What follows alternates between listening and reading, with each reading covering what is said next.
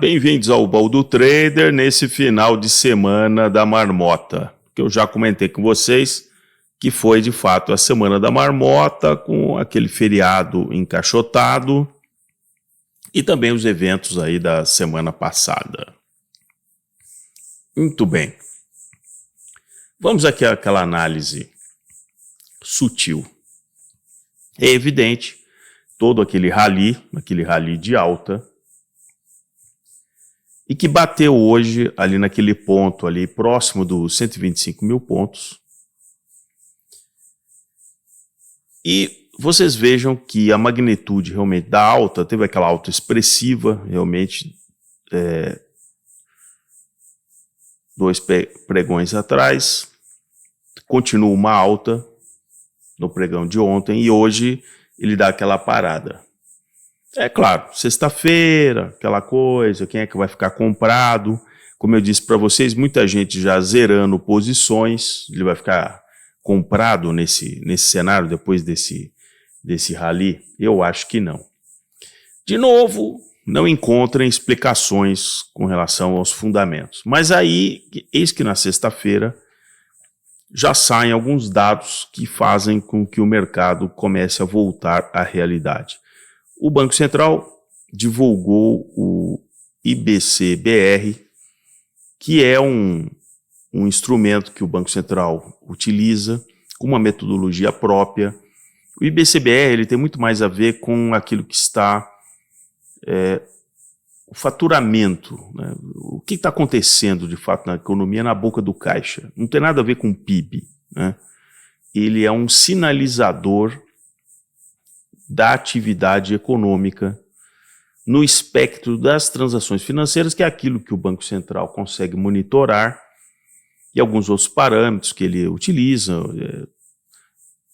computando a própria inflação, né? Porque de repente a transação tem um ganho nominal, mas você tem que considerar também a inflação.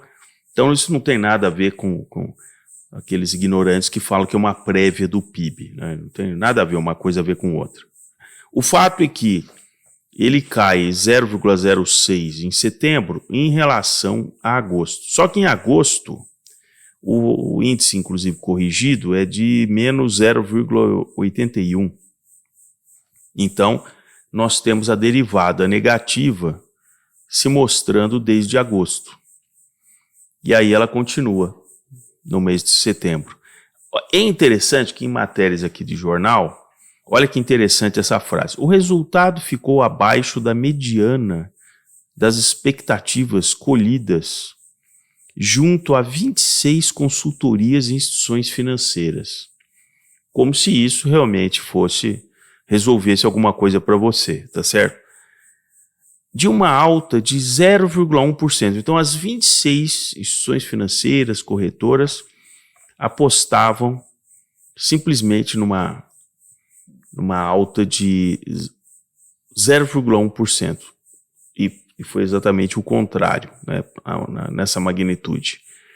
E o espectro das apostas, né, porque é uma simples aposta, é de menos 0,1 a mais 0,6. Veja a dimensão. Você acha que dá para levar a sério cálculos assim, com essa dispersão de menos 0,1 a mais 0,6? Assim, não é possível, né? Não é possível que você leve a sério uma dispersão tão grande, né? E alguém ainda continua publicando que 26 instituições financeiras, assim assado. Agora, o importante é que em 12 meses, o indicador do IBC-BR indicou avanço de 2,5 em 12 meses. E, considerando o mesmo período do ano passado, houve uma alta de 0,32. Agora, o mais interessante é a frase aqui, é o parágrafo final. O IBC-BR tem metodologia de cálculo distinta das contas nacionais calculadas pelo IBGE.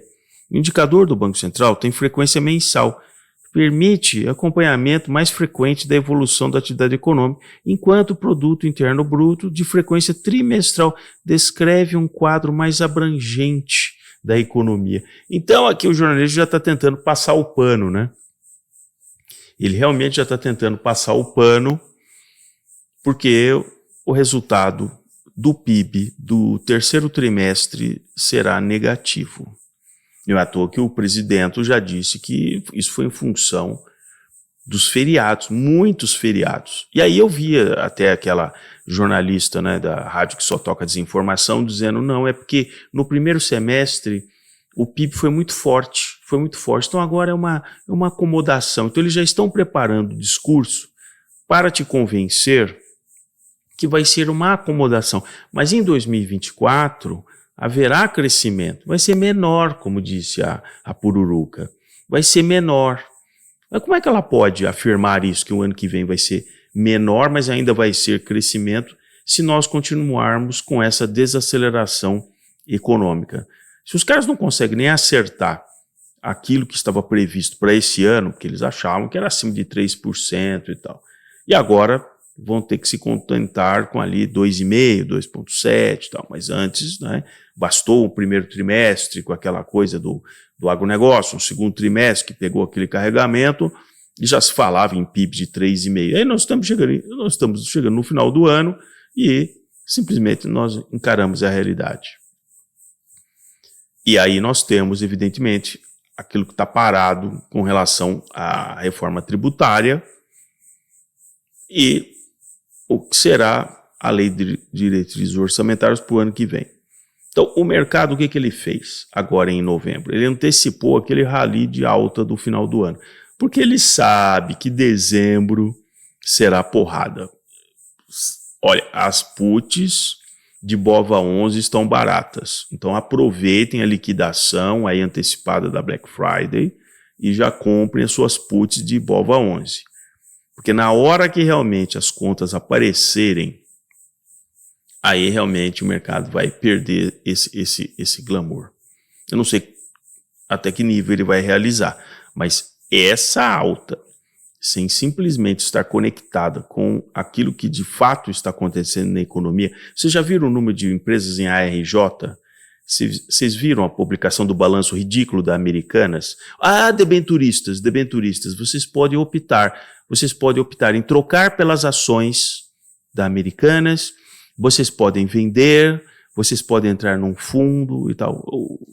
O fato é o seguinte, vocês já estão ferrados, tá certo? Vocês já foram roubados. E agora o cara vem com aquele papo, não, você pode optar, os fundos vão ter que tomar uma decisão e tal, aquela coisa toda. Então, qual é a perspectiva para 2024? A ArcelorMittal fechando as fábricas, botando os funcionários em layoff, por a questão do aço, né? O aço com uma coisa de alto valor agregado na indústria. E uma empresa como a ArcelorMittal simplesmente entrando nisso, em função da concorrência do aço importado. Vejam que ridículo, né? O país que produz o minério, que aí tem aquele cara que fica, porque o minério de ferro. E você vai ter que fechar realmente empresas como a ArcelorMittal, porque você não tem a competência para concorrer com o mercado internacional. Então realmente é por aí. Mas você acha, como eu vi banco hoje dizendo que não, a previsão para o Ibovespa no final de 2024, tá cheio de cara macho que aparece depois de um rally desse, diz, a previsão nossa para o final de 2024 é de 145 mil pontos. Agora você vem me dizer isso? Agora? Você devia ter avisado antes. Agora, com o índice ali próximo de 125 mil pontos, o que dá ali em torno de 16%, né, se a gente pegar um nível de 125 mil, para um CDI em 12 meses que vai ser na média pelo menos de 10, aí você vem me dizer isso? O cara realmente está de brincadeira, né? Está de brincadeira. Então, simplesmente desconsiderem esses comentários de banco, né? Porque são sempre ridículos, né?